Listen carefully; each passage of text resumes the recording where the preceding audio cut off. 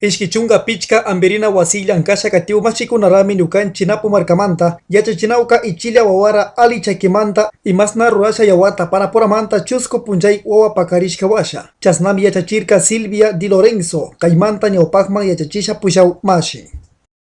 Estoy dando una retroalimentación directa con el personal de salud que realiza la toma de la muestra, para que el objetivo es 0% de errores, de muestras mal tomadas en la provincia.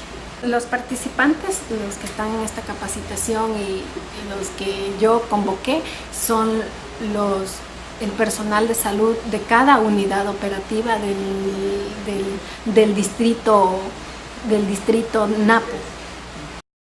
Kaitayachak mashikuna randi subaktami ñawpakman llankasha pushanawnka ichilla wawakunara yawarta mana waklichisha apasha karan ambirina wasipi. Como proyecto tenemos planteada una meta: llegar al menos el 1% de muestras mal tomadas a nivel nacional.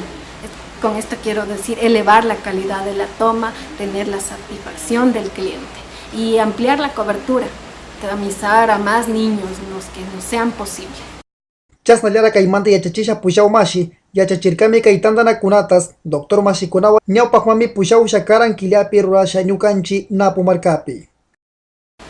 Puede ser mensualmente, si yo tengo que venir acá, estar todas las semanas para que se cumpla el objetivo del proyecto, sí, lo voy a hacer.